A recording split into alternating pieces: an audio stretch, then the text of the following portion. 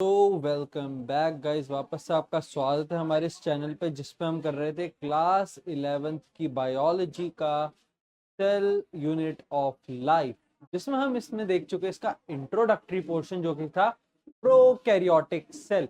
तो prokaryotic cell एक primitive type of cell है, लाइक उसमें ऑर्गेनेलीज अच्छे से मेंटेन्ड नहीं है, न्यूक्लियस के ऊपर मेम्ब्रेन नहीं है, और इतने सारे हमने जितनी भी देखी थी, क्या क्या चीजें हमने देखी थी वो मैं आपको एक बार और बताता हूँ। हमने सारे साइंटिस्ट देखे सेल थ्योरी में और सेल की डिस्कवरी में जिनका हाथ था। ओवरव्यू हमने देखा सेल का। प्रोकैरियोटिक सेल के बारे में हमने जाना, इसके सेल एनवेलप के बारे में जाना, ग्लाइकोकैलिक्स और सेल वॉल और प्लाज्मा मेम्ब्रेन। मिसोसोम्स के बारे में हमने जाना, क्रोमेटोफोर्स क्या होते हैं, गैस वैक्यूल्स क्या होते हैं, सरफेस स्ट्रक्चर इसके जो होते थे,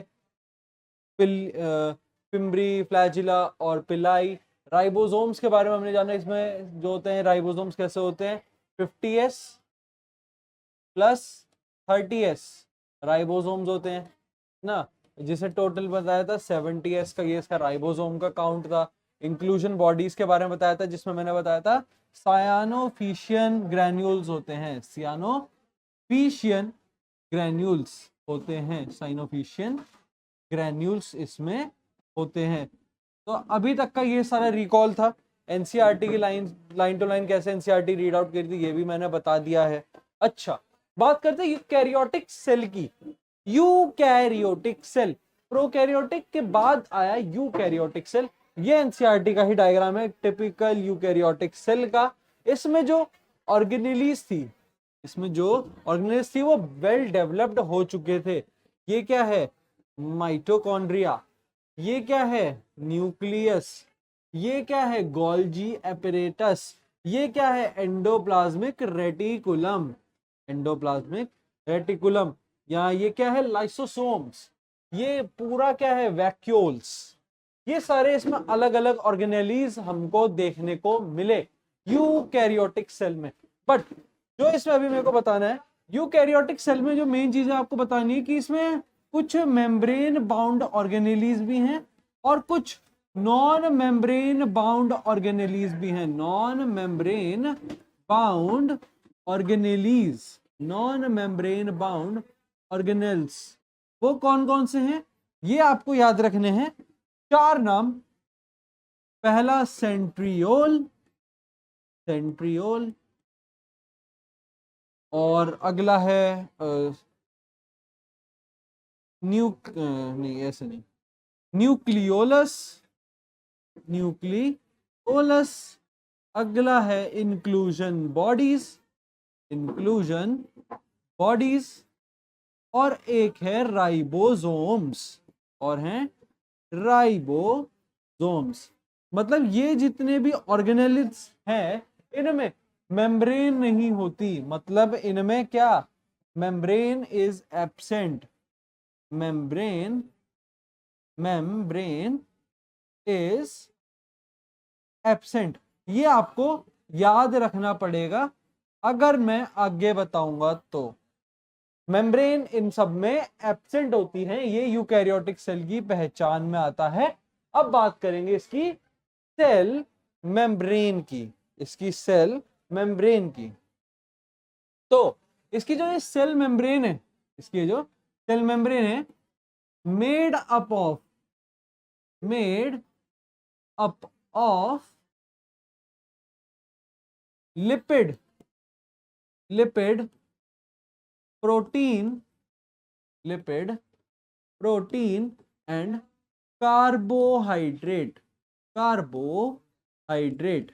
इनकी इसकी ये जो मेम्ब्रेन होती है सेल की, यूकैरियोटिक सेल की, वो बनी होती है लिपिड प्रोटीन एंड कार्बोहाइड्रेट।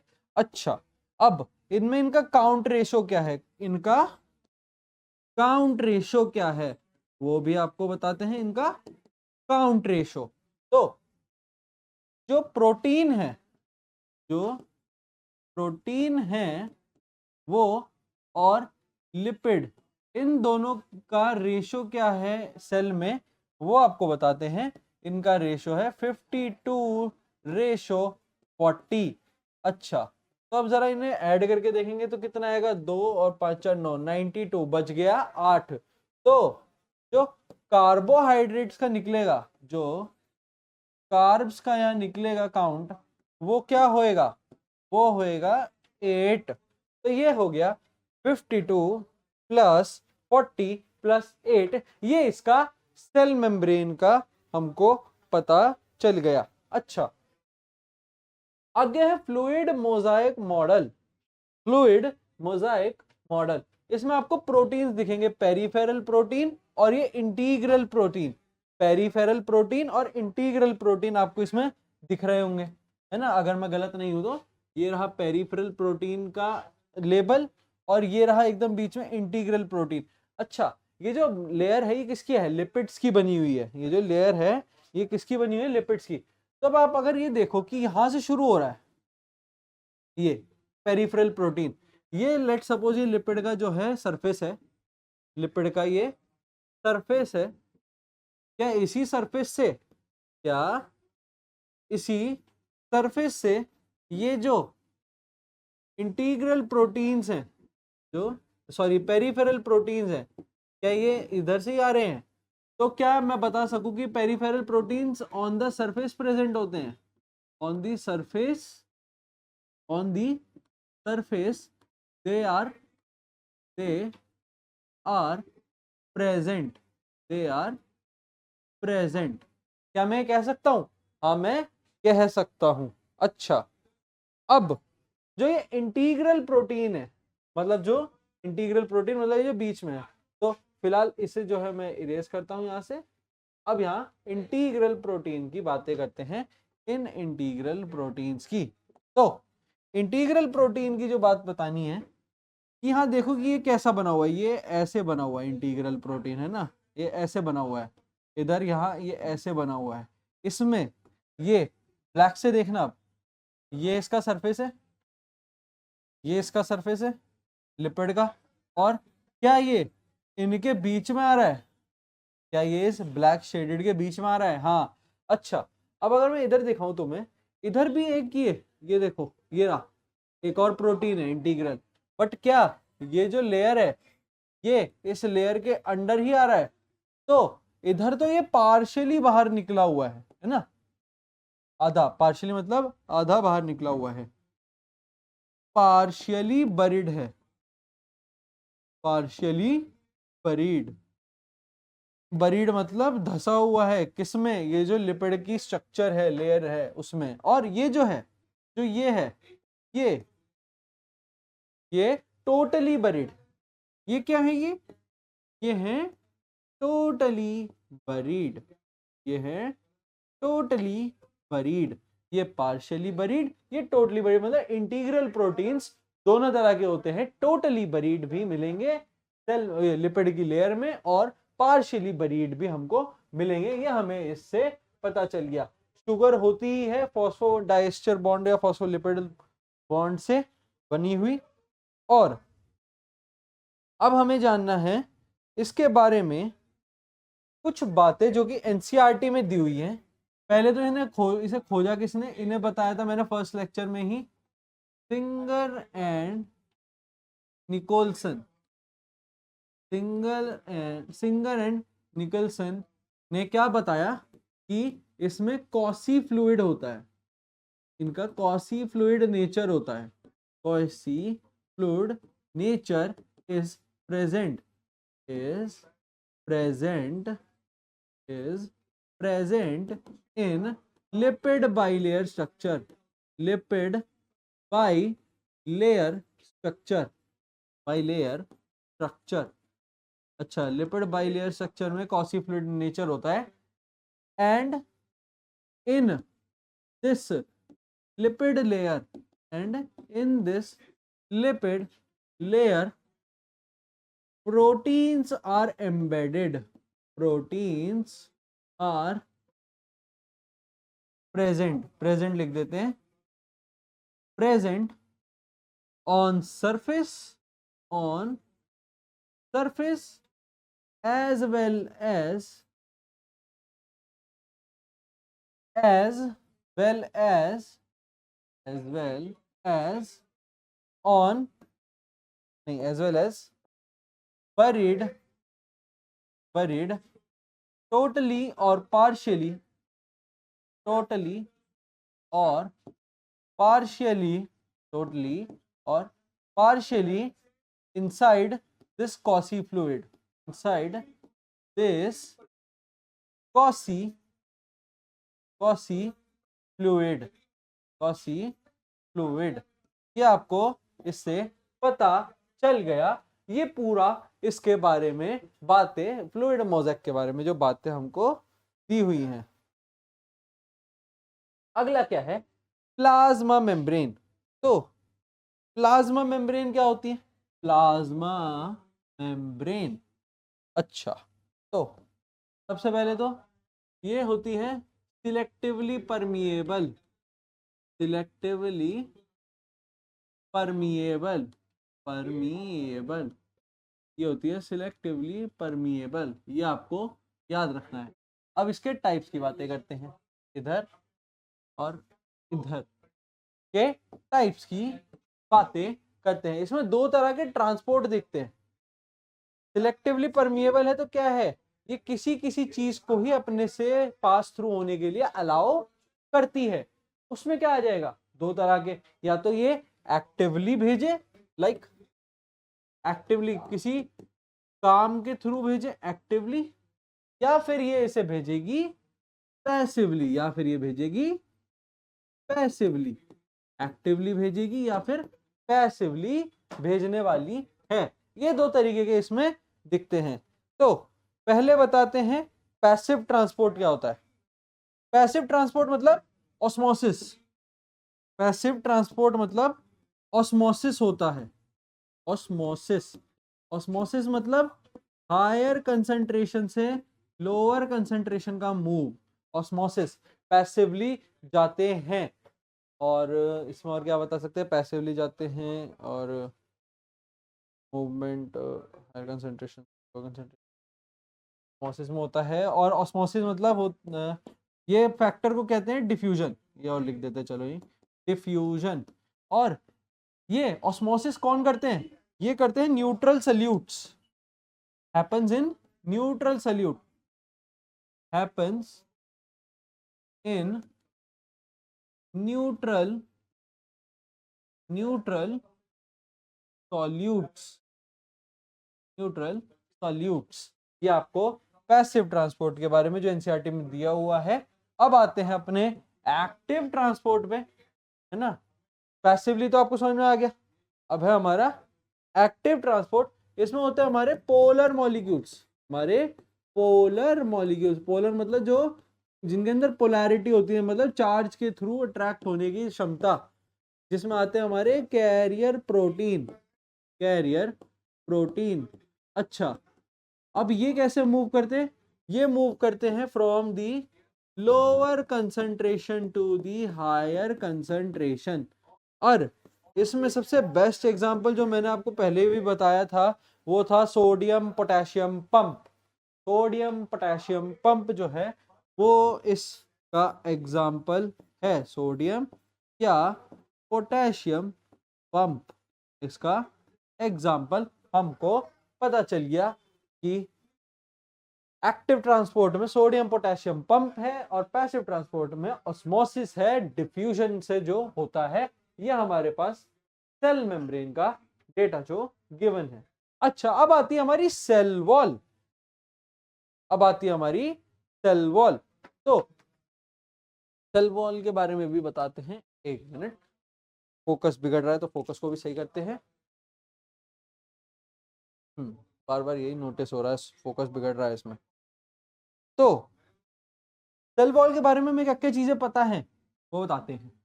क्या इधर आगे? ठीक है, सेल वॉल सबसे पहला,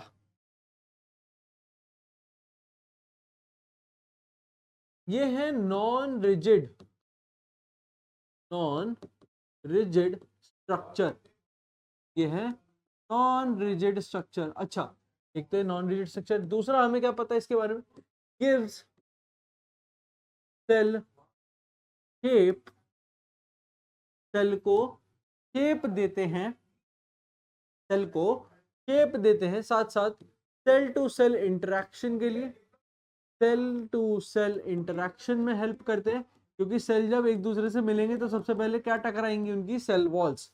और साथ साथ प्रोवाइड करता है barrier, provide barrier, provide barrier.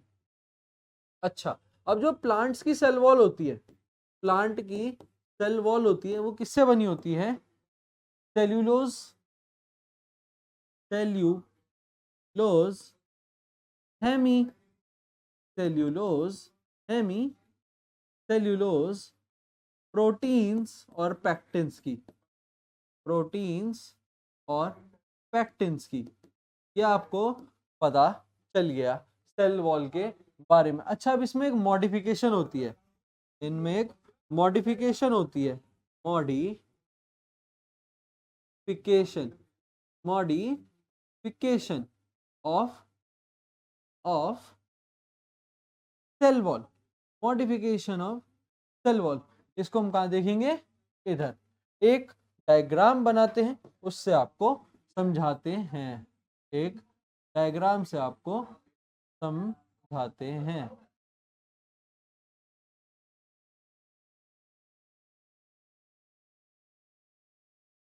ये ठीक है, बस इतना काफी है। और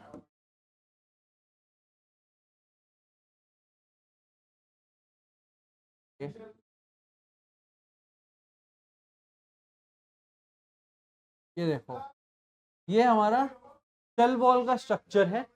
अच्छा, अब यहाँ पर ऐसे डॉट्स वगैरह बना देते हैं, खाली नहीं दिखता अंदर से।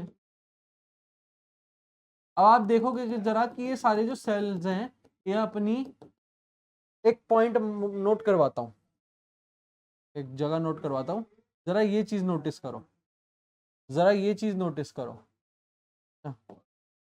एक मिनट, जरा ये पूरी चीज नोटिस करो और ये चीज नोटिस करो, और फिर जरा ये नोटिस करना। पहले ये ब्लू वाले नोटिस करो, क्या ये एक सेल है? हाँ, एक सेल है।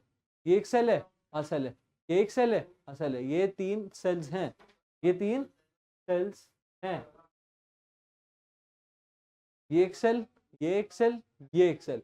ये तीनों के बीच में जो सर्कल है, ये तीनों के बीच में जो सर्कल है, ये क्या दिखा रहा है ना? यहाँ देखो, यहाँ देखो, किधर देख रहे हो? इधर देखो, ये देखो, ये जुड़ रखे हैं, क्या जुड़ रही है इनकी? Cell walls. ये जुड़ रखे हैं, क्या जुड़ रही है इनकी? Cell walls. ये जुड़ रखे हैं, क्या जुड़ रही है इनकी? Cell walls. तो क्या cell wall cell to cell interaction कर रही है? कर रही है। अब जो मॉडिफिकेशन मेरे को बतानी थी, इसे कहते हैं मिडल लैमेला, इसे कहते हैं middle lamella, lamella, middle lamella. ठीक है, ये बनी होती है कैल्शियम पैक्टेट की, ये मेड अप ऑफ कैल्शियम। ये काम करते हैं, इसे इधर नहीं, इधर ही लिखते हैं, हाँ, नीचे लिखते हैं। Middle lamella is made up of calcium pectate, middle lamella, middle lamella made up of, made up of calcium pectate, calcium pectate की ये मिडल लैमेला बनी होती है। अच्छा, एक तो कैल्शियम नहीं समझ में आ रहा, यहाँ दोबारा लिखते हैं, चलो लिखें वापस अच्छी हैंडराइटिंग में, कैल्शियम पैक्टेट। तो ये एक जो है इस मटेरियल की, ये जो सेल वॉल्स का ये मिडल लैमेला जो बीच में, मिडल लैमेला मतलब क्या हुआ? जो इन सेल वॉल्स के मिडल में ही प्रेजेंट है, उसे कहते हैं मिडल लैमेला। तो मेरे को जो इसमें दिखाना था कि मिडल लैमेला एक मीडियम प्रोवाइड करती है, मिडल लैमेला एक मीडियम प्रोवाइड करती है कि ये सेल टू सेल में एक इंटरेक्शन हो और उनके बाद उनके बीच में एक मॉडिफिकेशन हो। उस मॉडिफिकेशन को क्या कहते हैं? ये देखो, ये जो यहाँ पिंक से मार्क हो रखा है, ये जो यहाँ पिंक से मार्क हो रखा है ना, ये क्या है? यही तो है वो मॉडिफिकेशन। मॉडिफिकेशन का नाम क्या है? इस मॉडिफिकेशन का नाम है प्लाज्मोडेस्मेटा, प्लाज्मोडेस्मेटा। इससे क्या होता है? इससे जो सेल टू सेल इंटरेक्शन होती है वो और आसान हो जाती है, और उससे क्या होता है, ये जो सेल अपने जो पिगमेंट्स हैं वो इजीली ट्रांसफर कर सकते हैं one cell to another cell. तो मिडल लैमेला से, मिडल लैमेला की वजह से क्या होता है, जो सेल्स होते हैं ये अपने आप को जो है सिर्फ इतने पे नहीं रोकते जितने इधर दिखाया था, सिर्फ इतने पे नहीं रोकते, वो आपस में जुड़ जाएंगे। लाइक अगर ये एक सेल है और ये एक सेल है ना, अगर मैं पेन हटाऊं है ना, ये एक सेल ये दूसरा सेल, ये जुड़ने को तैयार है, तो इनके बीच में जो मिडिल लैमेला है ये ऐसे एक लेयर बना देगी। ये देखो, ये जो बन गया, ये एक सेल, ये दूसरा सेल, और ये बीच में ये क्या है, ये है प्लाज्मोडेस्माटा। ये एक ऐसे आके इन्होंने ऐसे जोड़ लिया कि अब जो इधर से भेजना होगा वो इधर से नीचे, और जो इधर से भेजना होगा इधर से ऊपर। ये बन गया मॉडिफिकेशन हमारे सेल वॉल का।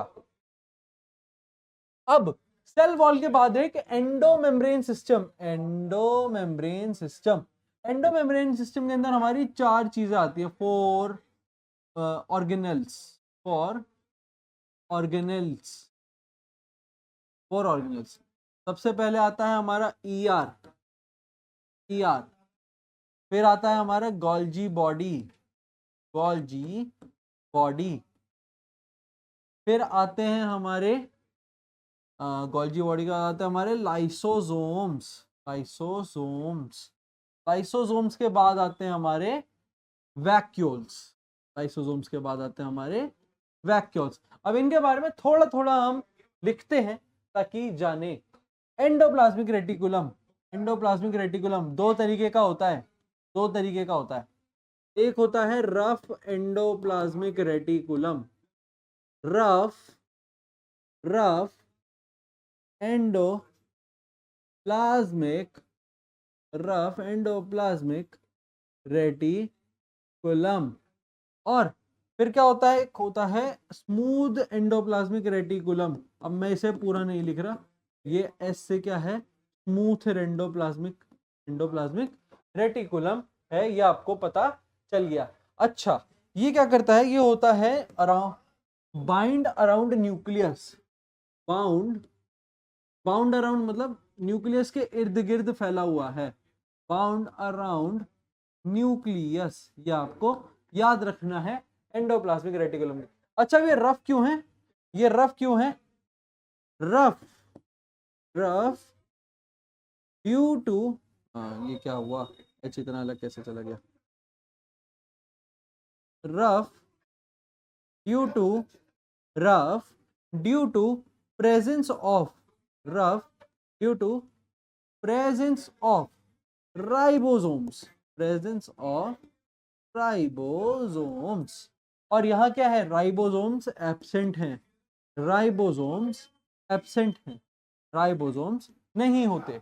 अच्छा भैया, राइबोसोम प्रेजेंट हैं तो राइबोसोम वाला फंक्शन तो इधर भी आएगा, वो क्या था, प्रोटीन की सिंथेसिस, प्रोटीन की सिंथेसिस में ये एंडोप्लाज्मिक रेटिकुलम हेल्प करता है। और वो भी एंडोप्लाज्मिक रेटिकुलम में कौन सा, रफ एंडोप्लाज्मिक रेटिकुलम क्या करता है, प्रोटीन की सिंथेसिस, याद रखना है।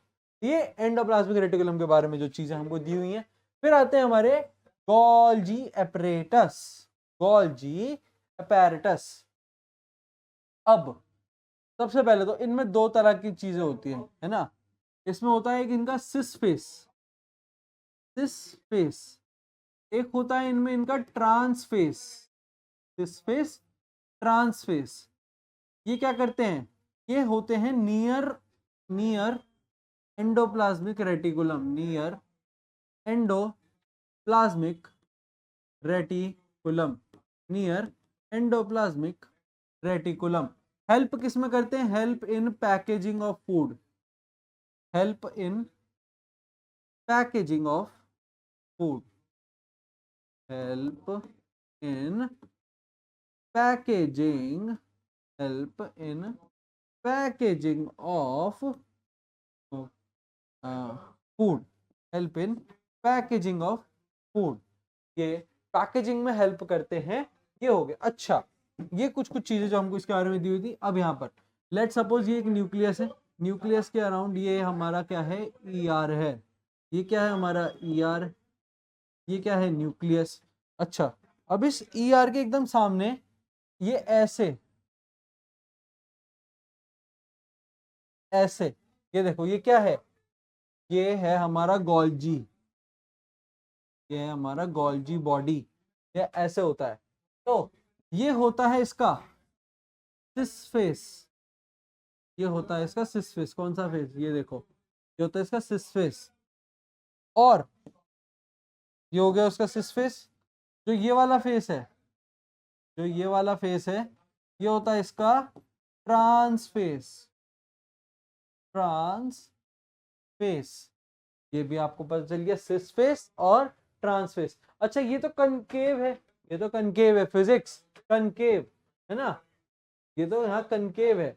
और इधर से देखेंगे तो ये कन्वेक्स दिखेगा इस चीज को, है ना। वैसे इधर से तो दोनों ही कन्वेक्स दिखेंगे, बट इधर वाली चीज हम देख रहे हैं तो हम ईआर के पॉइंट ऑफ व्यू में देखेंगे, और इधर से देख रहे हैं तो हम इधर के पॉइंट ऑफ व्यू से देखेंगे। तो ये कनकेव दिखेगा, ये भी कनकेव दिखेगा अगर इधर से देखेंगे। तो इसलिए हम दोनों का पर्सपेक्टिव चेंज करते हैं।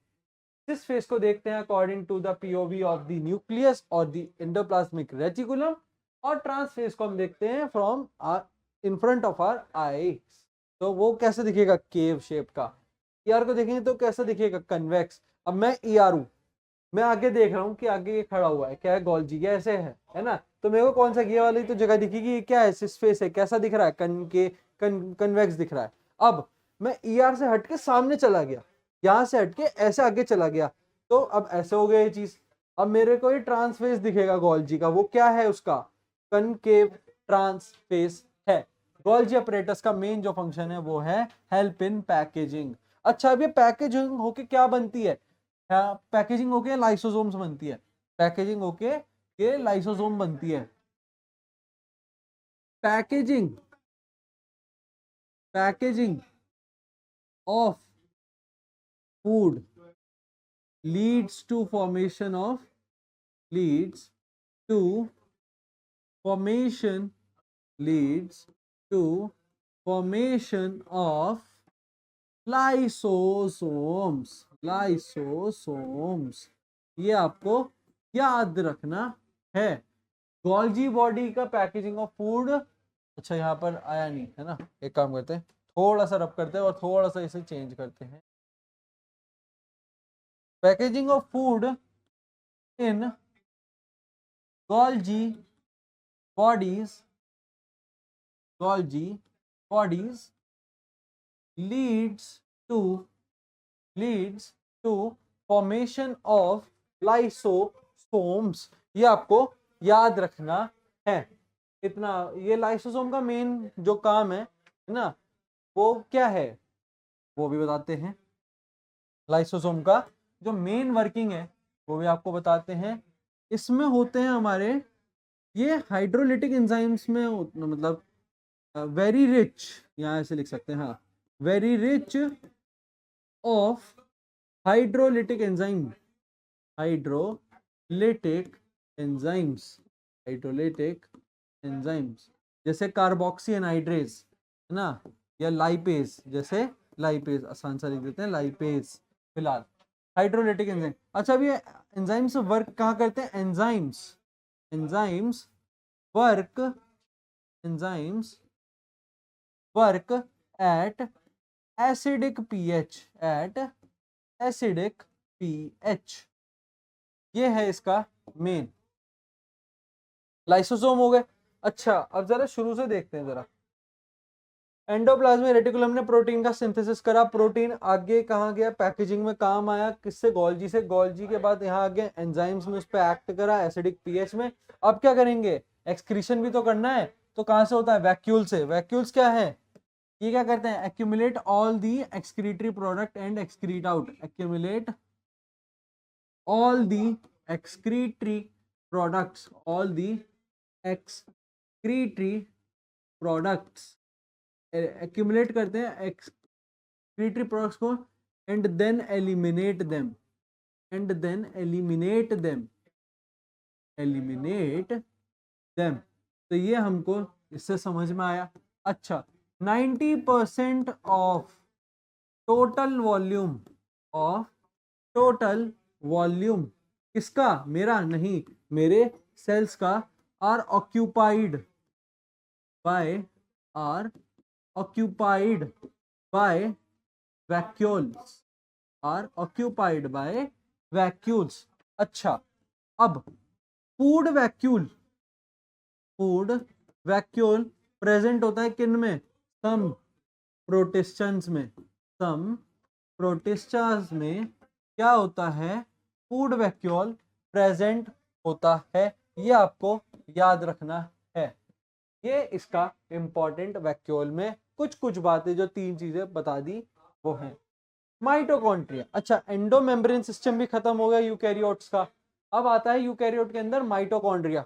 जरा एक बार वापस से यूकैरियोटिक सेल देखते हैं और आपको दिखाते हैं माइटोकॉन्ड्रिया कहाँ है। यूकैरियोटिक सेल देखते हैं और बताते हैं माइटोकॉन्ड्रिया कहाँ है। तो जरा अगर मैं ये बताऊं, ये जो है ये हमारा माइटोकॉन्ड्रिया है। तो इसी को अब हमें देखना है, इसी को हमें देखना है, माइटोकॉन्ड्रिया। तो एक डायग्राम बनाते हैं माइटोकॉन्ड्रिया के लिए ताकि आपको समझ में आए उसकी फंक्शनिंग।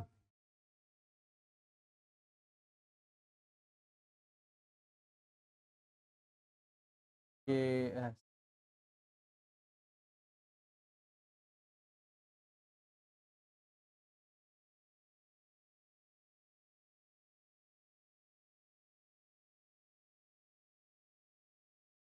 ये देखो, ये बना। और एक काम करते हैं, जरा इधर से भी थोड़ा सा रब कर देते हैं और ज़्यादा बड़ा बन जाएगा। अब ठीक है।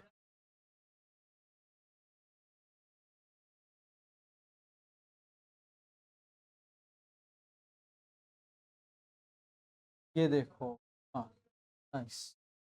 तो ये हमारे पास एक बना, इसे हम कहते हैं इनर मेम्ब्रेन।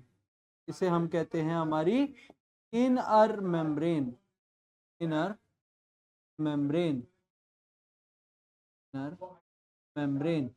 अच्छा, और इसके अंदर जो ये फोल्डिंग आई, इस फोल्डिंग को भी बता देते हैं। इसे कहते हैं क्रिस्टी। क्रिस्टी। अच्छा, क्रिस्टी से एक और बात याद आई।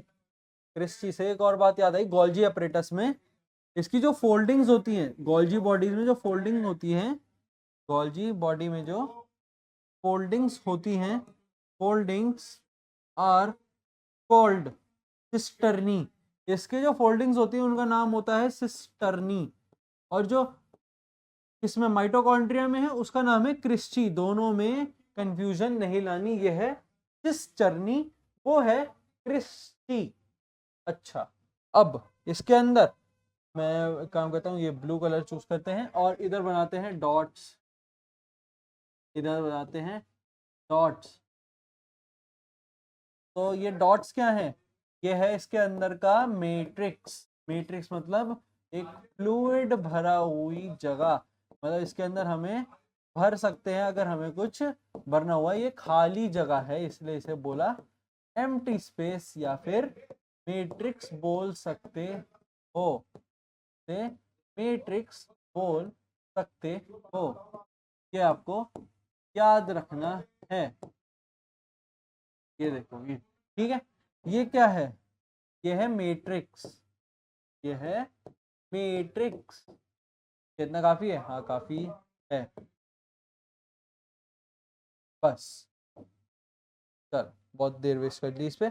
और इसके अराउंड एक ओवल में काम करता हूँ, शेप ही ले लेता हूँ ओवल की। और रेड ले लेते हैं इधर से ऐसे।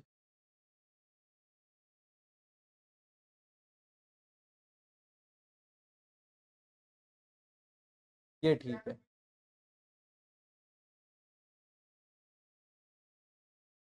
ये देखो, ये। अच्छा, अब ये जो रेड से आया, ये जो रेड से आया ये है आउटर मेम्ब्रेन। ये है आउटर मेम्ब्रेन। अच्छा, अब ये है आउटर मेम्ब्रेन, ये है क्रिस्टी। जो ये ब्लू से बनाया है ये है मैट्रिक्स। ये है मैट्रिक्स। अब जरा पहले इसके बारे में कुछ लिखते हैं, फिर इसके बारे में बताते हैं। सबसे पहला, single stranded DNA is present. Single stranded DNA, single stranded DNA. वैसे तो बच्चों को भी पता होता है कि डीएनए डबल स्ट्रैंडेड होता है। कैसे बनाते थे? ये ऐसे कुछ बनता था, ये डीएनए बताते थे ना, बट असल में डीएनए ऐसा होता है नहीं, है ना, ऐसा उसके स्ट्रैंड्स नहीं होते। ये तो हम अपने आसान करने के लिए बताते हैं, वरना डीएनए जो बना होता है वो ऐसे ही बना होता है। ये होता है डबल स्टैंडर्ड डीएनए असली, बट हम वैसे बना देते ताकि हम इसे पढ़ पाए। तो अब वो डबल स्टैंडर्ड है, बट इसमें बताया सिंगल स्टैंडर्ड, मतलब इसमें डीएनए सिर्फ ऐसा प्रेजेंट है। अच्छा, सिंगल स्टैंडर्ड डीएनए प्रेजेंट है, are present, single standard DNA are present. और क्या है? सिंगल स्टैंडर्ड डीएनए तो प्रेजेंट हो गया, साथ साथ इसमें सम आरएनएज भी प्रेजेंट है, some RNAs are also present, RNAs are present. और इसमें क्या है? एटीपी सिंथेसिस होती है, एटीपी सिंथेसिस होती है, एटीपी सिंथेसिस होती है। राइबोसोम जो इसमें प्रेजेंट होते हैं, 70s ribosomes are present, 70s ribosomes are present. Power house बोलते हैं इसे सेल का, पावर हाउस बोलते हैं। अच्छा, एक इंपॉर्टेंट पॉइंट जो एनसीईआरटी में लिखी है ना, पावर हाउस ऑफ सेल के बाद एक इंपॉर्टेंट पॉइंट इसे लिखते हैं, कौन सा कलर लें? पिंक से लिखते हैं, चलो। Number of mitochondria, number of mitochondria in a cell, number of mitochondria in a cell is dependent upon the activity of the cell, upon the activity done by the cell, done by the cell। एक cell जितना काम करने वाला है उसके पास उतने ही माइटोकॉन्ड्रियास के number ज्यादा होने के चांसेस हैं। अगर जाहिर सी बात है, अगर एक सेल कम काम कर रहा है तो वहां पर ज्यादा एनर्जी थोड़ी देंगे, कम एनर्जी से आउटपुट निकाल लेंगे, तो वहां पर माइटोकॉन्ड्रिया का अमाउंट ज्यादा नहीं होगा। बट जैसे सेल जो बहुत बड़ा है उसमें क्या है, उसमें ज्यादा एनर्जी चाहिए, ज्यादा एनर्जी के लिए ज्यादा माइटोकॉन्ड्रियाज उसमें होनी चाहिए, तो माइटोकॉन्ड्रिया का अमाउंट वहां पर ज्यादा होगा। तो अब मैं बात करता हूँ ये फोल्डिंग्स क्यों आई, ये क्रिस्टी क्यों फॉर्म हुआ। क्रिस्टी, पहली बात तो आपको देखने को पता चलेगा कि जो क्रिस्टी है, ये जो क्रिस्टी है ये किस में प्रेजेंट है? ये इस मेम्ब्रेन में प्रेजेंट है। ये मेम्ब्रेन कौन सी है? इनर मेम्ब्रेन है। तो अपना वॉल्यूम, अपना सरफेस एरिया बढ़ाने के लिए, to increase the surface area, to increase the surface area, to increase the surface area, दोबारा, to increase the surface area, to increase the surface area, inner membrane done a modification, done a modification, एक modification हो गया, done a modification called cristae, called cristae. ये cristae एक modification हुई ताकि अपना surface area बढ़ा सके इनर मेम्ब्रेन का, और ये चीजों को अपनी तरफ गैदर करके अट्रैक्ट करके रख सके, रोक सके माइटोकॉन्ड्रिया के बारे में, जो सब कुछ हमारी एनसीईआरटी में गिवन है। अच्छा, अभी मैंने एनसीईआरटी लेकर आया हूँ, एनसीईआरटी ही लेकर आया हूँ ये प्रूव करने के लिए कि जो मैंने लिखवाया वो एनसीईआरटी में प्रेजेंट है या नहीं। तो यहाँ पे पहली चीज जो मेरे को दिखती है, फिलहाल इधर बताते हैं, one of the most important function of the plasma membrane, of the plasma membrane, plasma membrane is the transport of molecules. क्या नहीं बताया था? ट्रांसपोर्ट करता है मॉलिक्यूल्स का। ये सिलेक्टिवली परमिएबल होती है क्या? ये भी नहीं बताया मैंने, बताया है ना। मतलब some molecules present on either side of it, उन्हीं को ये एंट्री देती है। अच्छा, अब एक इसमें है, many molecules can move briefly across the membrane without any requirement of energy and is called passive transport, passive transport. इसमें क्या बताया था? डिफ्यूजन और ऑस्मोसिस। क्या बताया था? न्यूट्रल सल्यूट्स जाते हैं, move across the membrane by the process of simple diffusion against the concentration gradient. Against the concentration gradient मतलब हायर कंसंट्रेशन से lower concentration is the against the concentration gradient. Against the concentration gradient देखो NCERT ने लिखा है from higher concentration to the lower, from the higher concentration to the lower. क्या ये NCERT में mark हो जाना चाहिए? हो जाना चाहिए। क्या पैसिव ट्रांसपोर्ट क्या करता है? न्यूट्रल सॉल्यूट्स को लेके जाता है। न्यूट्रल सॉल्यूट्स को लेके जाता है कैसे? अलोंग दी कंसंट्रेशन ग्रेडियंट, मतलब अलोंग, सॉरी अलोंग है, अगेंस्ट नहीं, अगेंस्ट इसके नीचे है ना। ऑस्मोसिस वाली ये लाइन ये भी मैंने वहां पर बता दी थी, ठीक है। इसके नीचे लिपिड की बात हुई है। और यहाँ देखो ये वाली लाइन, आ फ्यू आयन और molecule are transported across the membrane against their concentration gradient, against the concentration gradient. ये एनसीईआरटी की लाइन कहां से कहां तक का हाइलाइटर थोड़ा सा हल, हाँ ठीक है, from lower to higher concentration. क्या ये आपको कर देना चाहिए, है ना? क्या ये आपको कर लेना चाहिए? ये देखो ये लाइन को हाईलाइट करके रख लेना, ये इंपॉर्टेंट है। लोअर दी कंसंट्रेशन ग्रेडियंट, और इसे हम कहते हैं एक्टिव ट्रांसपोर्ट। एग्जाम्पल क्या बताया था? Sodium potassium pump. क्या जो मैंने यहाँ ये बताया इतना सारा, क्या वो सब किधर लिखा है? कंसंट्रेशन ग्रेडियंट के ये सब इधर ही नहीं लिखा, लिखा है शायद इधर सब कुछ। क्या लोअर कंसंट्रेशन से हायर कंसंट्रेशन नहीं बताया? क्या सोडियम पोटेशियम पंप नहीं बताया? क्या एक्टिव ट्रांसपोर्ट में पोलर मॉलिक्यूल जाते हैं जिनमें कैरियर प्रोटीन्स होता है, ये नहीं बताया? बताया। पैसिवली में नहीं बताया? ऑस्मोसिस हायर कंसंट्रेशन से लोअर कंसंट्रेशन नहीं बताया? डिफ्यूजन कहते हैं, ये नहीं बताया? कहाँ होता है? न्यूट्रल सॉल्यूट्स में होता है, ये भी नहीं बताया? बता दिया। तो सब तो क्लियर। अच्छा अब बात करते हैं आगे, अगला पेज क्या है? सेल वॉल के बारे में। अब जरा सेल वॉल को भी क्लियर करवा देते हैं कि हाँ जो मैंने बताया वो सच में है भी कि नहीं। तो एक नॉन लिविंग रिजिड स्ट्रक्चर होता है, मैंने बता दिया, ये मैंने बता दिया। अच्छा एक जो मैंने पॉइंट वहां नहीं लिखा वो आपको मैं इधर हाईलाइट करवाता हूँ। जो एल्गी की सेल वॉल होती है उसमें क्या क्या चीजें होती हैं? सेल्यूलोज होता है, गैलेक्टेंस होते हैं, मैनन्स होते हैं, मिनरल्स होते हैं जैसे कैल्शियम कार्बोनेट। ये आपको इसके थ्रू मार्किंग में मैंने बता दिया। बट जो प्लांट वाली है वो तो मैंने ऑलरेडी बता के रखी थी। क्या होता है उसमें? सेल्यूलोज होता है, सेल्यूलोज होता है, हेमी सेल्यूलोज होता है, पैक्टिन्स होते हैं एंड प्रोटीन्स होते हैं। ये तो मैंने एज इट इज बता दी थी। किसकी है? प्लांट्स की, ठीक है। और और इसमें मिडल लैमेला वाला लाइन ये रहा जो मैं ढूंढ रहा था, थोड़ा और बड़ा करते हैं। तो ये जो मिडल लैमेला है, middle lamella is a layer mainly of, क्या बताया था किसकी बनी होती है? कैल्शियम पैक्टेट की। क्या करती है? Which hold and glues the different neighbouring cell together, साथ में जोड़ती है। और द सेल वॉल, ये देखो लाइन लिखी है, the cell wall and the middle lamella में बी ट्रांसवर्स्ड बाय प्लाज्मोडेस्माटा। ये आपको पता चल गया। इसमें किस पे फोकस करना है? इसमें किस पे फोकस करना है? ये प्लाज्मोडेस्माटा पर आपको फोकस लेकर जाना है। तो क्या ये वही सब नहीं है जो मैंने पढ़ाया? क्या ये वही सब नहीं है जो मैंने पढ़ाया? कहाँ पढ़ाया अब तुम पूछोगे, याद दिलाते हैं।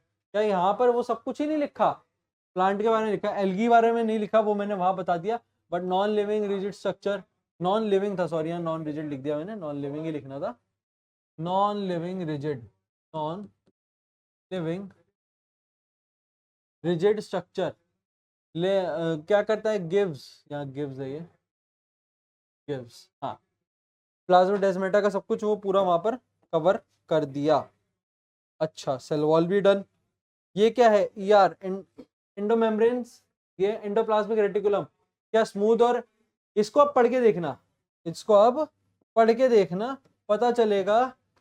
Rough endoplasmic reticulum, smooth endoplasmic reticulum क्या काम करते हैं? इसमें उतना ही वही सब लिखा है जो अभी तक बताया था। राइबोसोम्स की प्रेजेंस और एब्सेंस में स्मूथ और रफ बनते हैं। अच्छा यह है गोल्जी बॉडीज, किसने कवर करे थे? फर्स्ट लेक्चर में बताया था कैमिलो गोल्जी ने ना। ऐसे दिखते हैं एनसीईआरटी के डायग्राम में, और गोल्जी बॉडीज के बारे में पैकेजिंग, ये रहा, ये इसका फंक्शन ये रहा, यही सब एनसीईआरटी में भी लिखा है, यही सब मैंने बताया भी है। अब लाइसोसोम्स, लाइसोसोम्स के बारे में क्या है, यहां देखो स्ट्रक्चर कैसे बने हैं, formed by the process of packaging in the Golgi apparatus के, यही सब था, यही था, है ना।